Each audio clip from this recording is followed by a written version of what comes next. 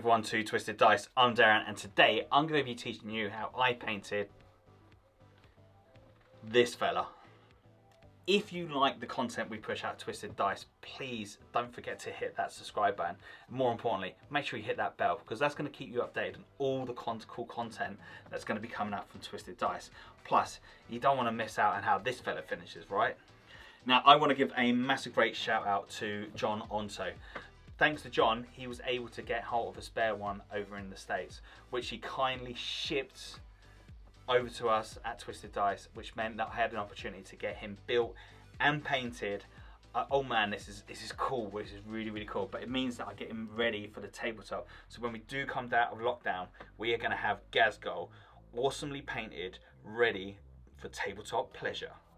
So first off, with Ghazghkull, I'm just going to build up certain parts of the model itself.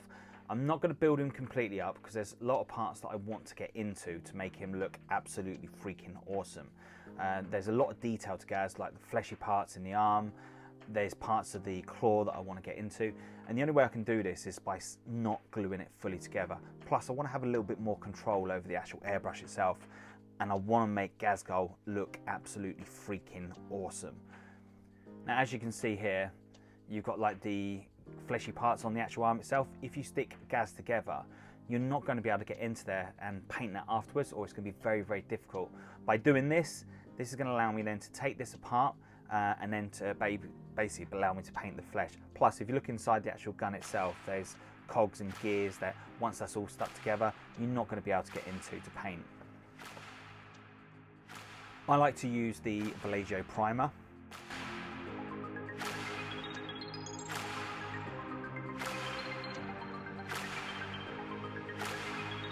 Now, I've base coated the model itself all white, and this is really important for this next stage. For the rust colours to really stand out and pop on your model itself when you do the chipping effect, you need to have that white coat, that white base coat down. Now, the colours I'm going to be using are going to be using the orange rust, I'm going to be using the light rust, and I'm going to be using rust. And these are all Vallejo colours, and they're really nice colours from the actual Vallejo range. I'm going to start with the brightest orange first of all for the rust. Now, this is going to ensure that I get the most vibrant rust colour effects coming through once I do the chipping effect.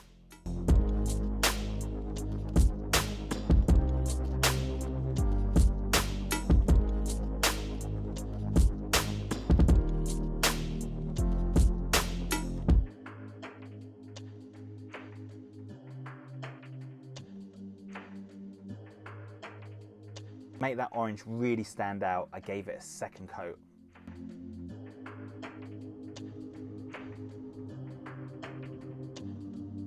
So I'm going to be going in with the orange rust next, and I'm going to be looking to do a random type pattern over the model itself. So not covering all of it, this is just going to be random intervals on the model. Once the black and you've got the chipping effects coming through, you're not really going to notice where it is, so you don't have to be too neat and fussy over this point.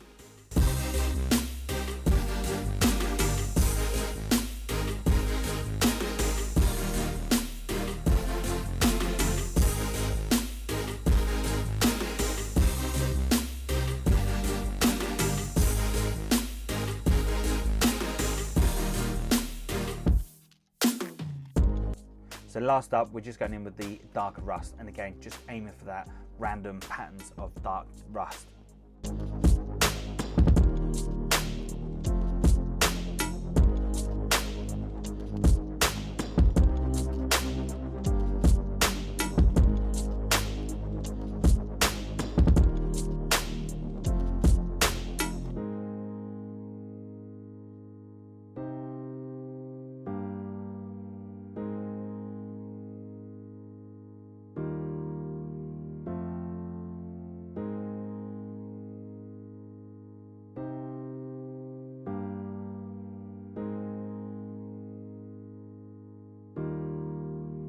So just a quick recap of what we've done so far and the reasons why we've done it. So we've primed the model itself black, and then we've gone over with a white coat of paint over the armor panel parts of the actual model itself.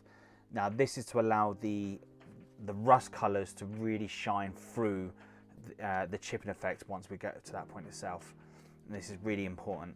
And we've gone with the brighter colours first to make it stand out as best we possibly can, and then going in darker each time we apply the next layer of rust. This is going to be really important for when we do the chipping effect, that the right colours actually do come through and they really do pop with the model. So next up, we're going to be using a chipping medium solution, and I'm going to be mixing this down 50-50 with Vallejo thinner to the chipping. With this, I gave the model 3 coats of the chipping medium, using the hairdryer to dry this in between intervals. Once the chipping's dried, I went in with the Vallejo Black straight all over the model again.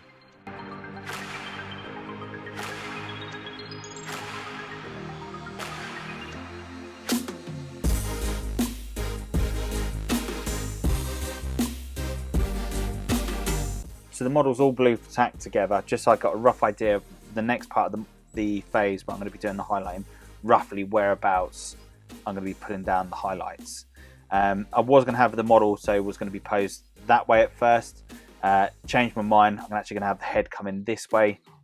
So when he's going to be sat on the thing, I want him more, so he's leaning forward, giving that more medicine type pose, like so, you know, I want him there gearing on the boys. So come on, you gits, rock on. Okay, so for this phase, we're going to be using 50-50 Vallejo Black to the Fang.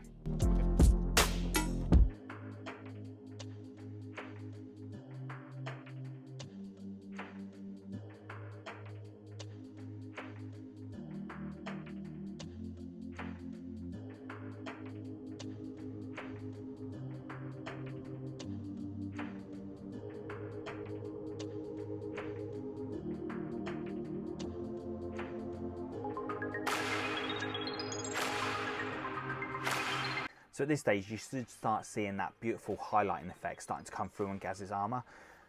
Doing it this way gives that nice blend transition through the actual model itself. Now we're going to go with 75% of the Fang and 25% of a Vallejo Black.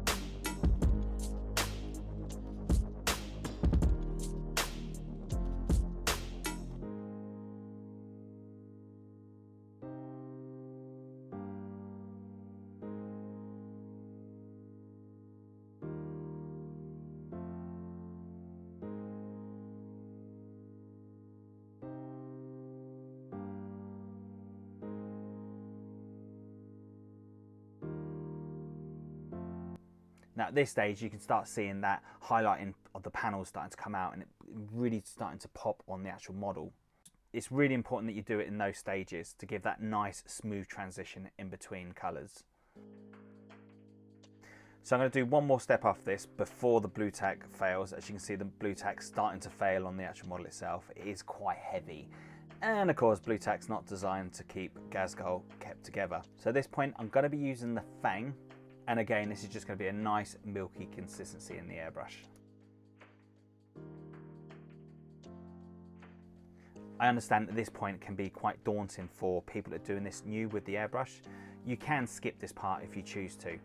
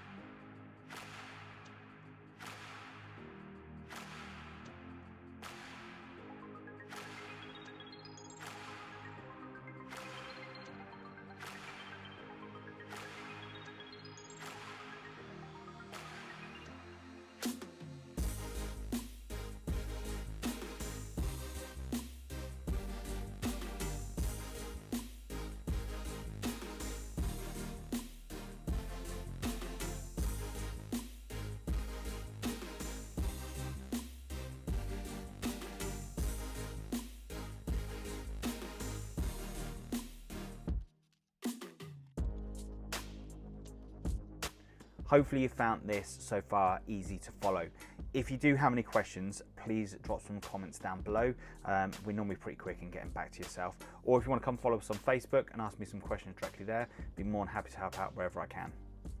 So this next step, I'm just going to remove all the blue tack back off all the parts, and I'm just going to start putting them back up on cork so I can then start getting ready for the rest of the painting tutorial. When doing black, you always need something cool to pop on the actual model. So for this side, Gaz normally has some awesome checkered effects onto it. So with a bit of masking tape, I've cut up into small squares, and I'm just going to place these in various different parts of the actual model itself. Now, if you don't feel comfortable doing this part, you can skip it.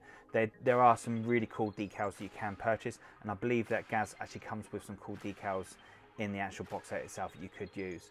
The only reason why I'm doing this for is when I come to doing the chipping part, the chipping effects, it actually cuts into the actual checkered parts itself, and that's really important. That's the only reason why I do it this way.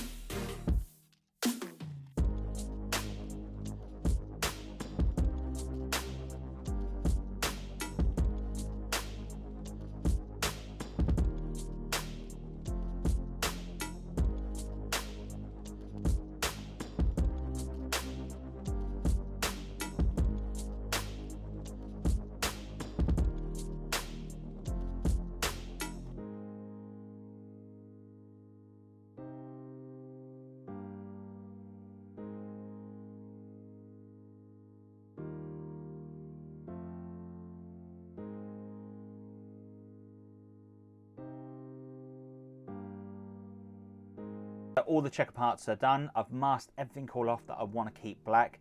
Next up, I'm going to be using Tamiya flat white to then start colouring in the checker parts.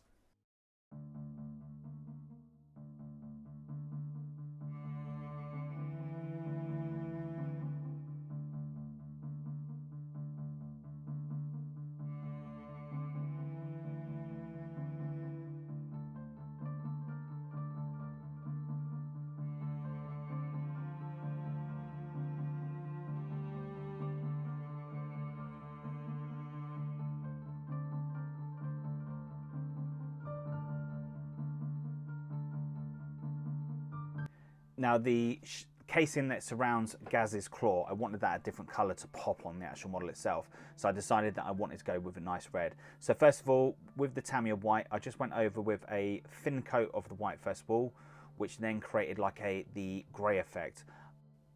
So once the grey had dried, I then started adding more of the Tamiya white to create where the light would be reflecting off the actual armour itself, and where the red would be more brighter and more vibrant.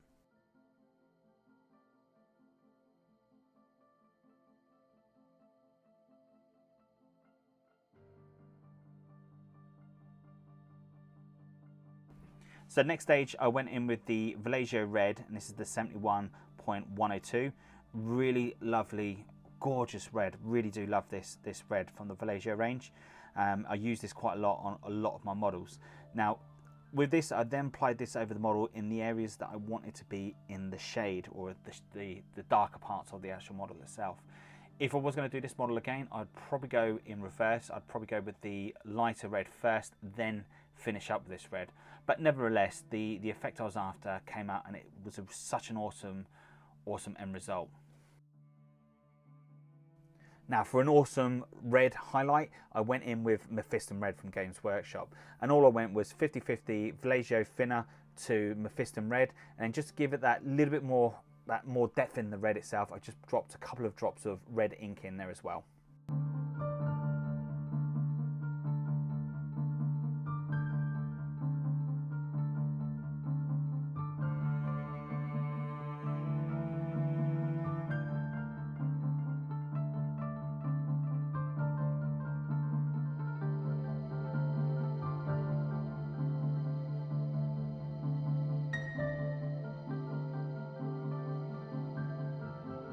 To give it that sharp red, I just then went in with the red ink on its own.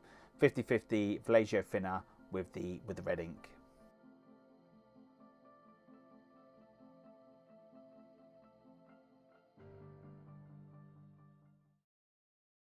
So for this last part, I'm going to be going in with the contrast ultramarine blue, watered down with thinner. And all I'm going to do on this part is just create the shadowing effect upon the claw itself. Hopefully you've enjoyed part 1 of the series of painting Ghazghkull. Part 2 is coming up very, very soon. If you haven't already, make sure you do subscribe to the channel. Make sure you smack the bell. That'll keep you updated for when that next cool video is coming out from ourselves. Thanks for watching. See you all soon.